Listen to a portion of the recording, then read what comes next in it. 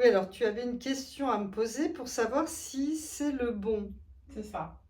Comment utiliser l'analyse transactionnelle pour savoir si la personne qu'on a rencontrée est la bonne personne? Effectivement, c'est une bonne question parce que on a un outil superbe avec l'analyse transactionnelle.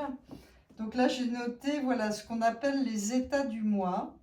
Donc notre question, c'est comment savoir si c'est le bon. Donc on a une personne ici, une personne là. Et dans chaque personne, il y a ce qu'on appelle le triple moi. D'ailleurs, il y a un livre qui est un bon livre de base de Giza Jaoui sur le triple moi. Voilà, c'était une psychologue ou praticienne ou psychanalyste, je ne sais plus exactement, mais de l'analyse transactionnelle. Et donc le triple moi de Giza Jaoui, la mère de Agnès Jaoui. Donc en fait, à l'intérieur de nous, il y a un niveau parent qu'on note comme P, un niveau adulte et un niveau enfant. Alors on se doute bien qu'on commence notre vie avec l'enfant et petit à petit l'enfant intègre des dimensions de son parent, tout ce qui lui est transmis, tout son héritage. Alors dans l'enfant, il y a l'enfant libre, par exemple jouer, les émotions, la créativité. Qu'est-ce qu'on a? On a le côté petit professeur, par exemple, quand l'enfant nous dit oui, mais c'est pas bien de fumer, ou tu devrais pas manger ça, tu sais, le docteur, il a dit que. Voilà. On a tous vu cet aspect chez les enfants. Il y a l'enfant adapté, donc qui s'adapte à la dimension aux demandes du parent. Et petit à petit, la personne intègre ce que son parent lui a demandé. Alors, parents, éducateurs, à l'école, à l'église, à la mosquée, tout ce qu'on peut intégrer, voilà. Donc, la dimension du parent, c'est tout notre héritage. La dimension adulte, c'est la dimension qui vient après. Elle est plus ou moins développée d'ailleurs, selon les personnes. Il y a des gens chez qui elle n'est pas tout à fait aboutie, mais c'est savoir participer à la vie d'adulte, travailler, savoir où on veut vivre, comment on dépense son argent. Par exemple, des gens qui dépensent trop, qui ne se rendent pas compte, qui se créent beaucoup de dettes ou tout ça, c'est une contamination de l'enfant sur l'adulte. Par exemple, c'est que la personne, elle joue avec l'argent. Ou elle peut avoir une addiction au jeu ou des choses comme ça. Voilà. C'est-à-dire que la dimension de jeu de l'enfant contamine l'adulte et crée des gros soucis. Donc, en chacun de nous, il y a ces trois instances. Donc, toi, tu es là, la personne potentielle est là. Voilà. Alors, comment ça va savoir si on va s'entendre? Il faut qu'il y ait des choses en commun. Disons que c'est beaucoup plus facile parce que ne pas avoir de choses vraiment en commun dans ces trois instances du moi, ça permet une passion, mais pas une vie de couple où il faut mener la baraque ensemble, quoi. Si par exemple au niveau du parent, on a une grosse disparité, comme quelqu'un qui serait issu de la noblesse, avec quelqu'un qui serait d'un milieu de gauche, voilà, assez rebelle, assez contestataire, qui serait d'ailleurs une dimension qui viendrait de l'enfant, parce que dans l'enfant, il y a aussi l'enfant adapté, donc qui se soumet, ou la partie rebelle. Mais donc voilà, il peut y avoir une partie révolutionnaire dans l'histoire de la famille. Bon on se doute bien que noblesse et puis le côté révolutionnaire, voilà, ça n'irait pas bien ensemble. Ou même de cultures très différentes, ou de religions très différentes. On sait bien que ça pose quand même des problèmes, que ça rajoute des problèmes. C'est pas impossible, mais c'est pas évident. Au niveau de l'enfant, c'est pareil. Si, d'ailleurs, là on va mettre un trait, si disons que c'est des milieux qui sont compatibles, voilà, alors on peut mettre un trait plein pour montrer que ça fonctionne. Au niveau de l'enfant, c'est pareil. C'est comment est-ce qu'on passe son temps libre, comment on fait l'amour, comment on manifeste ses émotions. Ouais, il y a des choses incompatibles.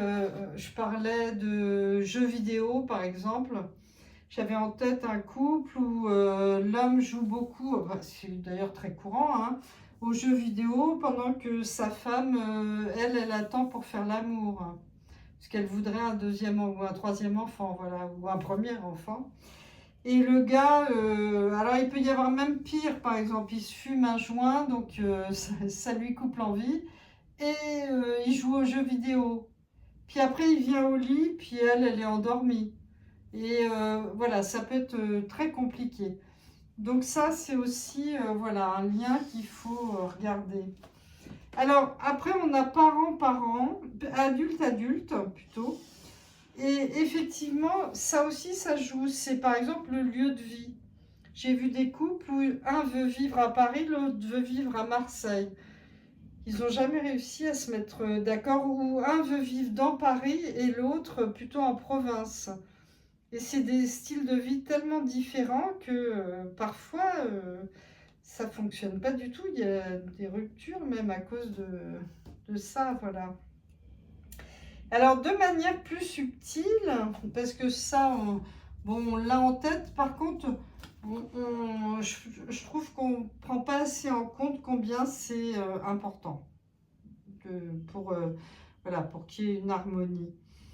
Alors aussi, il y a des choses assez subtiles, c'est par exemple le parent, la vision du parent de l'un, donc les valeurs, les choses intégrées comme bonnes ou pas bonnes, regarde l'enfant de l'autre. Par exemple, une femme qui a intégré qu'un homme qui joue aux jeux vidéo, c'est pas bien. Il ferait mieux de tondre la pelouse. Ce genre de choses, ou pourquoi il ne va pas à l'église? Non, d'ailleurs, là, ce serait... Non, ce serait parent-parent. Pourquoi, voilà, pourquoi il ne va pas à l'église? Donc là, si quelque chose ne fonctionnait pas, voilà, on a un trait comme ça. Mais pourquoi il joue aux jeux vidéo du ton de la pelouse? Voilà, là, c'est le parent sur l'enfant. Donc ça, c'est des traits qui poseraient problème. Donc, on a ce trait de la vision du parent sur l'enfant. On a aussi l'adulte. Moi, j'aimerais qu'il cherche un autre travail. Mais lui, il veut pas. Donc ça, c'est là, on le mettra en rouge parce que ce serait problématique. En fait, lui ou elle pense aux vacances tout le temps au lieu de se chercher un autre travail. Donc voilà, on a des conflits comme ça. Voilà, est-ce que tu as une question? J'ai une réflexion qui me vient, par exemple, dans une relation où on est plutôt basé sur le rapport physique et une entente physique. Ce que je comprends, c'est qu'il y a un alignement certainement entre l'enfant de chacun. Oui, c'est comme une dimension de jeu, de sensualité, rapport au corps. Alors que si on veut avoir une relation sur la durée et qui fonctionne, il faudrait faire aligner chacun, le parent, l'adulte et l'enfant.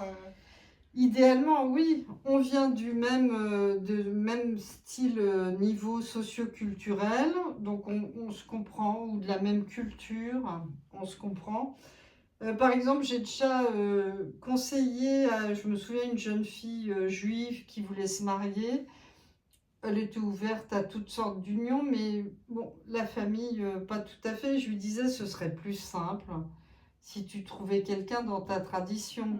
Voilà, parce qu'il y a les rituels, les fêtes de famille, tout ça. Après, il y aura l'éducation des enfants et tout. Donc oui, c'est plus simple. C'est plus simple si on a des façons de s'amuser compatibles et évidemment un projet de vie compatible. Ouais. C'est clair.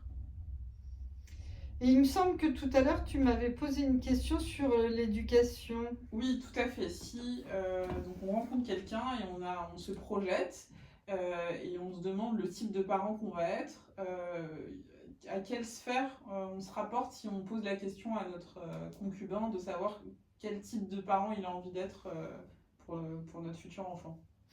Oui, alors c'est vrai qu'on va être plus dans le parent, parce que c'est tout l'héritage, c'est tout le bagage culturel.